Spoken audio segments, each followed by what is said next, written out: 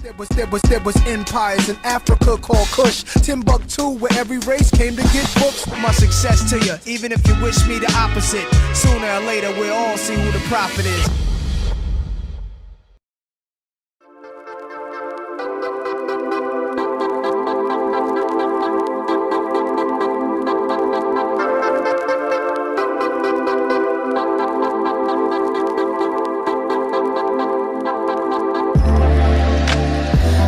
Social boundaries, look at all these broken families, nobody is speaking freely, yeah. We are here at the Marcus Garvey conference set up by OBU. Here with us today we have Craig Pinkney, at the Malcolm X conference, Craig Pinkney. And this is one of Birmingham's unsung heroes. His lecture was on the importance of education and education being the passport to the future. In fact, I'm going to let Craig explain it to you. Nice meeting you, young man. Yeah, welcome to Got Kush TV, the #1 conscious platform. We have heard a lot about you because we do our research when we come here. Finally linked up. Yeah. I'm glad we finally linked up. Okay then, tell our viewers what you do. So my background is youth and community development. I'm an urban youth specialist, so I really specialise in working with violent young people. So I don't only travel up and down the city, I actually travel the world to work with some of the most violent people in different countries, really training other workers, members of the community to be able to respond to violence and respond to young people accordingly. And I'm also a qualified criminologist and also a lecturer at University College of Birmingham in Birmingham City Centre. So what made you decide to get into what you're doing? Because some people would look and say, oh, this is a young chap to be telling me all about how to deal with these young people. So what brought you to where you're at today? There's multifaceted. It wasn't one particular reason. I think living in the community that I did when I was growing up, I grew up with all the individuals seeing individuals that were about to serve life sentences, seeing people getting involved in certain types of situations. But I was always pulled away from that because of my dad. And it was only until when I left school, I kind of followed certain of the wrong people, started to make some bad decisions, dropped out of education, but bounced back.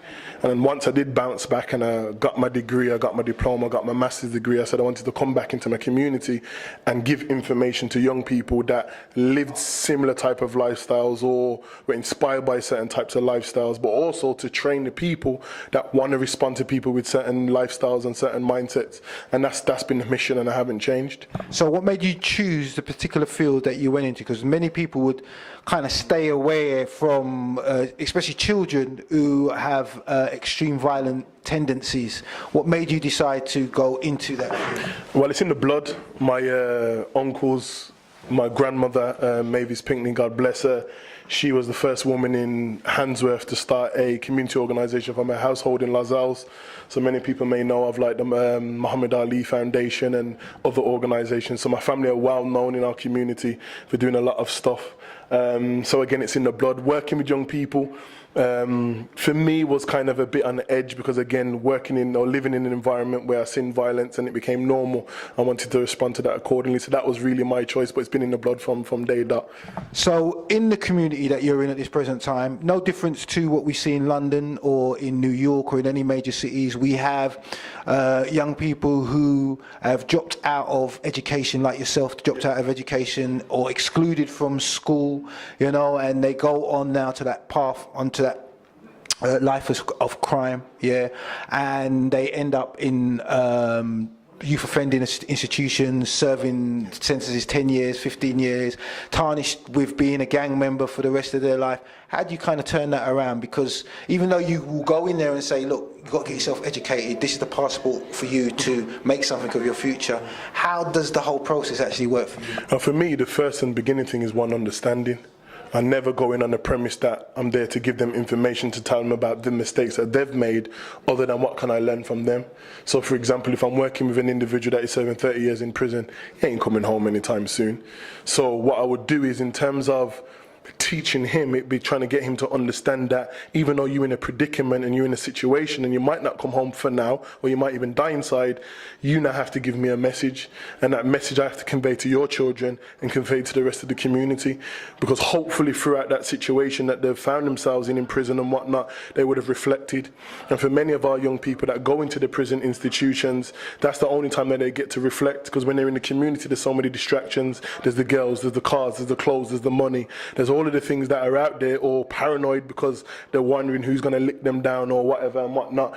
So when they go into a prison institution, even though it's a bad situation, for most of them, that's when they think, and then they start to reflect on life, and they start to reflect on the decisions that they made. They start to reflect on the lives that they've destroyed and the individuals that they've hurt in the process, themselves, their children, their family members, etc. So when I come in, I'm that individual that one wants to understand the process, so I have a better understanding of responding to that in the community. But what message can you give to me that I can transcend to the community? And they're the types of things that I do in prison. So I use them almost as storytellers. And then when I go to the community, go to schools, I go to colleges, I go to youth centres or any religious institution, anywhere where young people are, I convey that message. Somebody who has lived it in terms of education being a passport, and you are quite successful at what you're doing. Any young people that's listening to this, before they get to this stage where somebody like you would have to enter, what advice, what guidance would you give them? For me, it's all about goal setting. I'll be totally honest. I left school with no GCSEs. You know, I chose to do the wrong thing. I chose to get myself involved in certain things. But it came a time when I needed to take responsibility of myself. So first and foremost, it was one, taking that responsibility and making that decision that in the next 5 or 6 years, where is it do I really want to go? And then I made that plan, and that plan was that I want to stay in education. So it took me 5.5 years, hard 5.5 years, studying, no sleep, work from job to job, not making that much money, got bills coming out of my ears. But then I got a degree, I got a diploma, I got a master's degree, I'm about to start my PhD. So these are the things that I think about and I reflect on and say that I had to set myself a goal, I had to make the plan. Getting mentors, Dr. Martin Glynn, Raymond Douglas, Dr. Carlton House, and Kemi Folarin, Cheryl Garvey. These are the people that I brought into my life and said that, you know what, I'm not an academic person, I'm severely dyslexic, but you lot need to help me and give me the right tools in order for me to get to that stage. And I never used it as an excuse. I went full on and I went there, so I made that plan and I stuck at it. And when I stuck at it, yes, I had the thing where man are showing me money, man are showing me certain things that I can acquire money like that. And I left it alone, and ultimately, I achieved my goal. And now I can travel different countries, I travel the world, I don't pay a penny, apart from just making sure I have a valid passport because of the education that I know. So if I can do that, and I can live in Hockley, if I can live in Handsworth, in the ends where everybody says that it's all thugged out and it's a hood and man are shut in and man are getting locked up and nobody's progressing. If I can do that in the mix of the violence, in the mix of all of the negative things that we hear about, if I can do that and make a stake and make change in that same community with others, then so can they. Wish you all the best, I should say, in your PhD, you know what I mean? And not only all the best in your PhD, hope that you also, like I said to Dion, sincerely get around, not just, as you say, to Birmingham, you say you're going around the world at the moment, and you get to London, because we can see you'll be very much needed, because the way I can see the system, white supremacy, everyone that has planned the gang situation, let's be honest here, it looks like it's going to explode, really. Yeah, and indeed, and I don't have no problem with gangs. I'll be on camera and I'll say that I have no issue with gangs, and this is my question and my statement to the community. If we don't put things in the community that causes a range of deficits, lack of housing, if we don't support fathers, if we don't support positive role models, if we don't have positive and tangible things that we can show our youth, educate them, then gangs will become that replacement. What I have an issue with is violence. I have no issue with gangs, because gangs are just groups, and everybody has groups in different forms of society. What I have a problem with is violence. So my issue and my mission is really responding to the violence. So gangs are not a problem, but society make gangs a problem. But when we look at different organisations, they operate exactly like a gang. The police operate like a gang.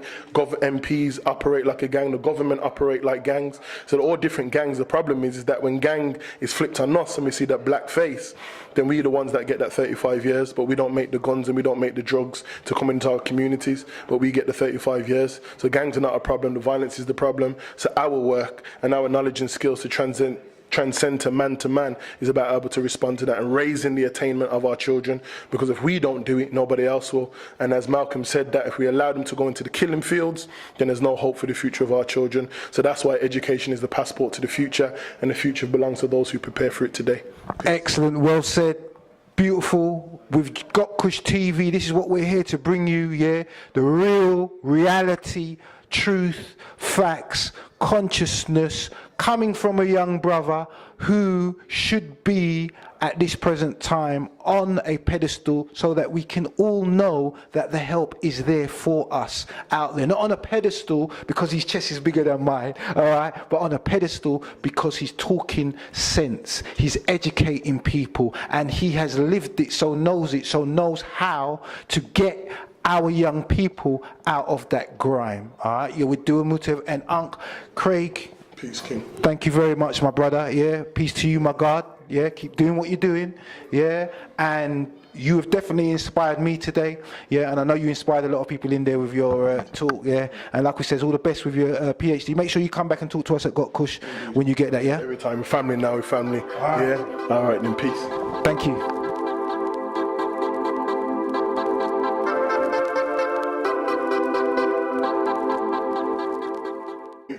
Yeah. I'm glad we finally linked off. Okay then, tell our viewers what you do. So my background is youth and community development.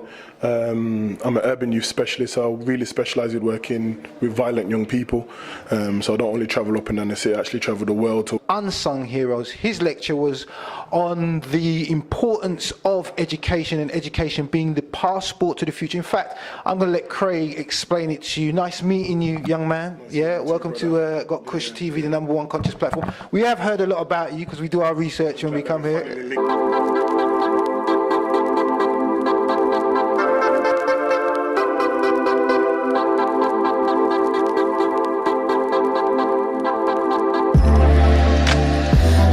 Social boundaries, look at all these broken families. Nobody is speaking freely. Yeah. We are here at the Marcus Garvey conference set up by OBU. Here with us today we have Craig Pinkney. Yeah, at the Malcolm X conference, Craig Pinkney, and this is one of Birmingham's. There was empires in Africa called Kush, Timbuktu, where every race came to get books. My success to you, even if you wish me the opposite. Sooner or later we'll all see who the prophet is.